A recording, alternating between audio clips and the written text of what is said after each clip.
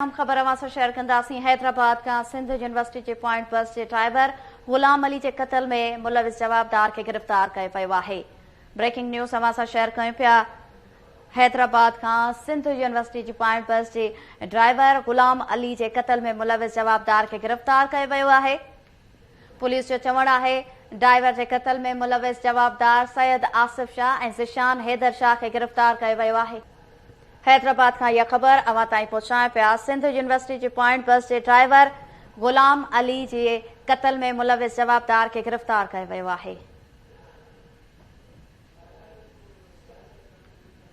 Police जो चवण आहे त ड्राइवर के कत्ल में मुलविस जवाबदार सैयद आसिफ शाह और ज़िशान हैदर शाह के गिरफ्तार किया पियो आहे।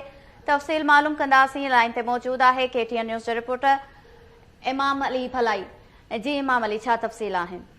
जी बिल्कुल, अवां खे ॿुधायां त गुलाम अली गन खे 20 जनवरी ते सिटी गेट वेझो फायरिंग करे क़त्ल कयो वियो। जंहिंखां पोइ अॼु पुलिस पारां जेको आहे पंहिंजी प्रेस कॉन्फ्रेंस कई वई आहे। उन खां अॻु जेको आहे उनजे वारसनि बल्दिया थाणे ते FIR दाख़िल कराई आहे, जंहिंमें FIR में जेके गिरफ़्तार जवाबदार आहिनि उन्हनि खे पुलिस पारां जेको आहे अॼु प्रेस कॉन्फ्रेंस में ॿुधायो वियो आहे त उनजो ASP आहे अलीना राजपर। उन पंहिंजी प्रेस कॉन्फ्रेंस में चयो आहे त सिंध यूनिवर्सिटी जे पॉइंट बस ड्राइवर खे जेको आहे 20 जनवरी ते क़त्ल कयो वियो। उनजा गिरफ़्तार जेके आहिनि कातिल जेके आहिनि गिरफ़्तार कया आहिनि, जंहिं त आसिफ ऐं ज़ीशान शाह ॿई पीउ पुट हुया। गुलाम अली गन खे हुननि क़त्ल कयो। बस जे पार्किंग तां ही मामिलो हुयो, जंहिंखां पोइ इहे ॿई पीउ पुट स्टार्ट जो कमु कंदा। जंहिंखां पोइ उन्हनि में जी जेका पाण में तलक कलामी थी, जंहिंखां पोइ वाक़ियो जेको आहे फायरिंग ते पहुतो। उन्हनि ॿई पीउ पुटनि जेको आहे उनखे क़त्ल कयो। अॼु जेको आहे उनजे वारसनि जेको आहे FIR पिणु कराई आहे। जी ठीक है, वडी मेहरबानी नाज़न। हैदराबाद का इमाम अली भलाई तफ़सील न आहिनि। खबर अवां ताईं पहुंचाए पिया। सिंध यूनिवर्सिटी की पॉइंट बस में ड्राइवर गुलाम अली के कत्ल में मुलविस जवाबदार के गिरफ्तार किया पियो आहे। ड्राइवर के कत्ल में मुलविस जवाबदार सैयद आसिफ शाह और ज़िशान हैदर शाह के गिरफ्तार किया पियो आहे।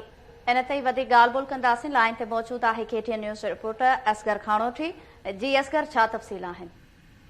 जी बिल्कुल, सिंध यूनिवर्सिटी जे पॉइंट जे ड्राइवर गुलाम अली गन जे कत्ल में मुलविस ॿिनि जवाबदारनि खे बल्दिया पुलिस गिरफ़्तार करे वरितो आहे। इन हवाले सां थोरी देरि अॻु हिते ASP अलीना राजपर प्रेस कॉन्फ्रेंस कंदे ॿुधायो आहे त ॿिनि जवाबदारनि खे अॼु शाम जो तक़रीबन 4 वॻे धारे जेके ॿई पीउ पुट आहिनि आसिफ अली शाह ऐं हुनजो पुटु ज़ीशान शाह जेके लतीफ़ाबाद जे कॉलोनी अमानी कॉलोनी जा रहवासी आहिनि, ॿिन्ही ॼणनि खे गिरफ़्तार करे वरितो आहे ऐं ॿिन्ही जवाबदारनि पंहिंजे ॾोह जो बि एतिराफ़ करे वरितो आहे। ASP हिन मौक़े ते ॿुधायो त ॿिन्ही जवाबदारनि जो चवणु आहे त ड्राइवर खे एजुकेशन डायरेक्टर जे ऑफिस जे साम्हूं पॉइंट बिहारण वारे मामले तां काफ़ी ॾींहंनि खां उन्हनि सां तकरार हलंदो रहो ऐं खेसि मञ कई वई त इन जॻह ते बस खे न बिहारे, पर उनजे बावजूद बि उन उते बस बिहारी, जंहिं ते असां कावड़ में अची ड्राइवर खे क़त्ल कयो आहे। ASP जो चवणु आहे त वधीक वाक़े जी जांच करे रहिया आहियूं, पर हिन वक़्त जी जेका सूरत हाल आहे त ॿिन्ही जवाबदारनि पंहिंजे ॾोह जो एतिराफ़ करे वरितो आहे। वॾी मेहरबानी नाज़िन। हैदराबाद का असगर खानोठी तफ़सील न आहिनि।